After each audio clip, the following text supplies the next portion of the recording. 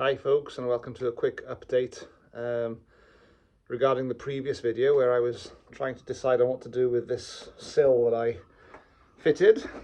It's off a German Taunus replica part, so it's not the exact part. And as I said in the previous video, I've got this extra gap here, and thanks for all your replies in the comments on the last video. Loads of suggestions, including to add some material to the bottoms of the doors to close the gap, and then there was other people saying to slit the sill and open it up to create, to close the gap again, and other people saying just chop it out and get an original, if you can find one.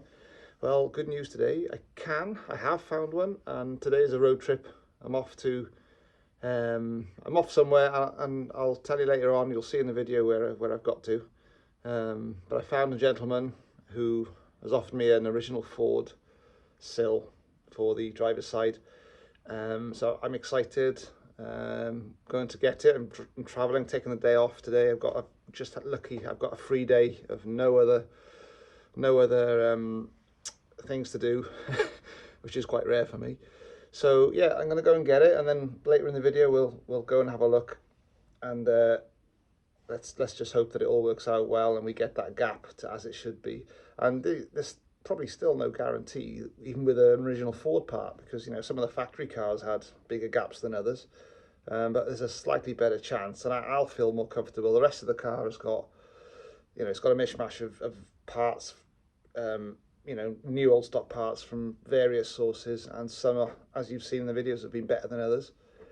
But the sill on the other side, which is a Ford original new old stock part, was bang on the passenger side. So let's hope that this one is too. So see you later. Longest spell of continuous, really heavy rain all the way. Very busy, half term, Friday, and surface water, loads of roadworks because it's coming to the end of the financial year.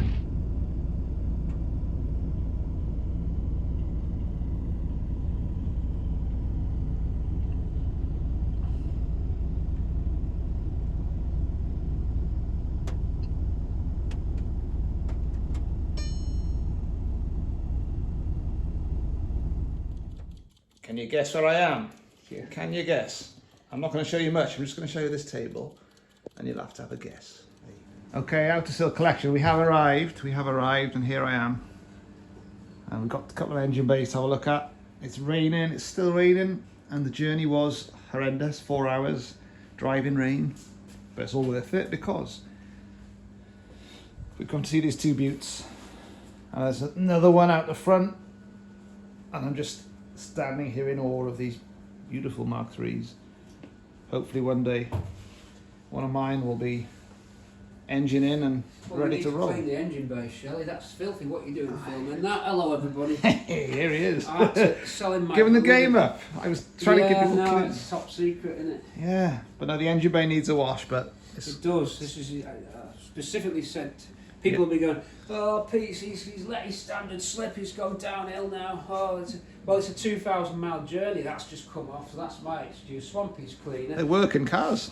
Welcome to Shelley's YouTube channel. I'm PC from Cortina City, since retired off rebuilding these cars, and Shelley's got to do what I have to do. Oh my God. I was just telling them all about the dust and the fumes. I don't miss all the dust and the fumes. No, well, I've had two months off all that, and I'm feeling a lot healthier for it. He wants my sill, ladies and gentlemen, in Shelley's Cortina world. He wants my sill. I know. It's the last one in the world. No more left.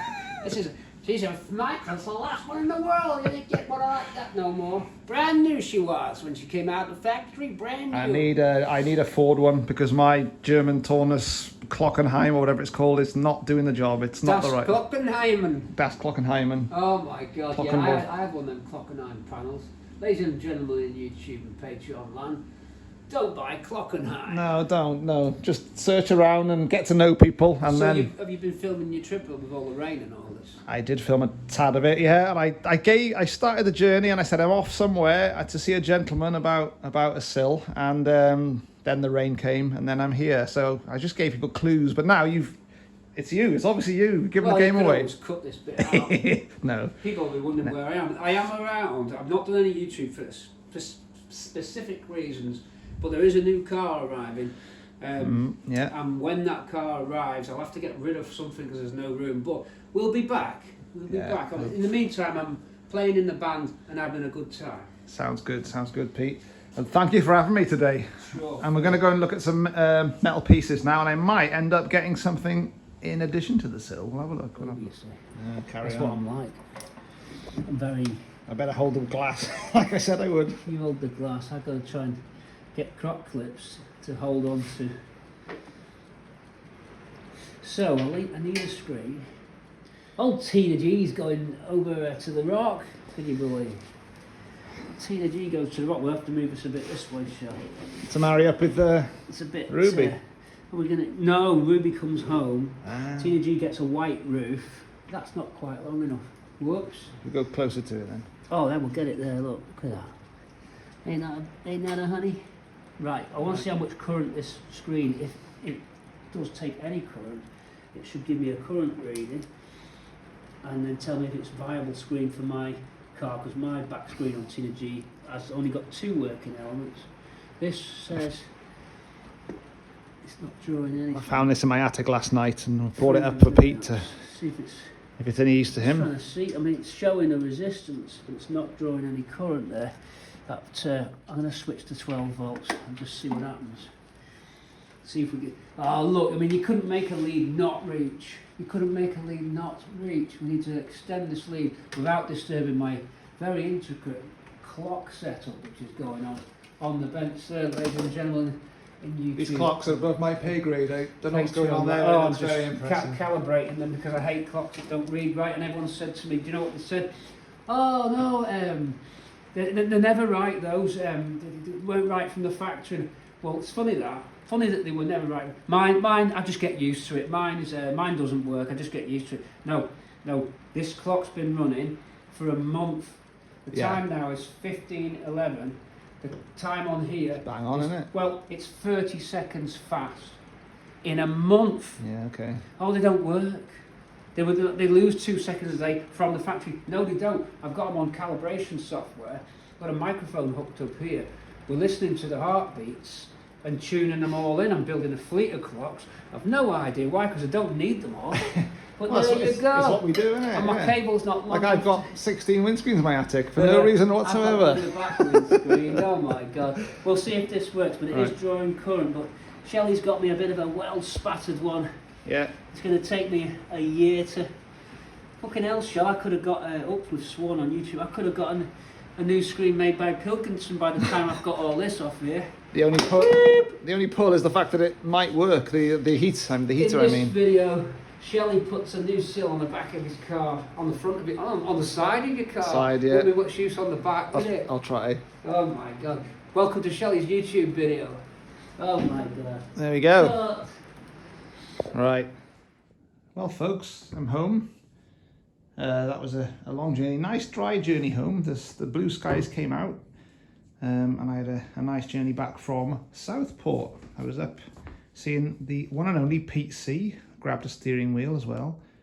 And mine has got a little crack in it, so we might end up using this one. And of course there's the sill. It's a driver's side sill. It's the Ford original part is what I needed, as you know. So let's hope that this fits my car.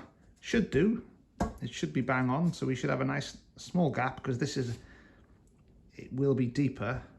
The depth will be more, so about 0.5 centimetre, maybe between 3.5 and 5 mil.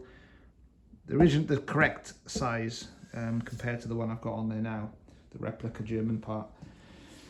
Anyway, thanks to Pete for having me today to buy that sill. He invited me in, gave me the grand tour of. I saw Bramble and Swampy and Papa outside, or KP as it's now known as, and also he's also got a wicked jukebox and a few other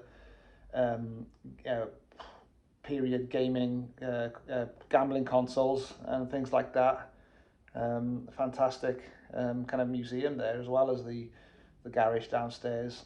So it was really nice. We had a really good chat. I asked him a few questions of some of the concerns I've got about my own car. He's, you know, one of the big Cortina Mk3 gurus. So, oh, by the way, this is my little bar where I've got scampi fries, which went out of date in May 22, but they're there for effect. And my prized possession, my Carling Black Label ashtray.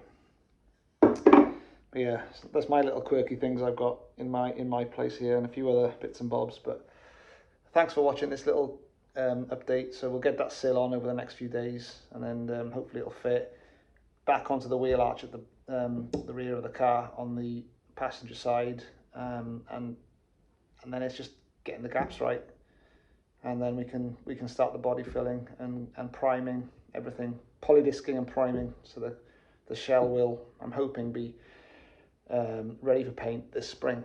So ta-ta for now.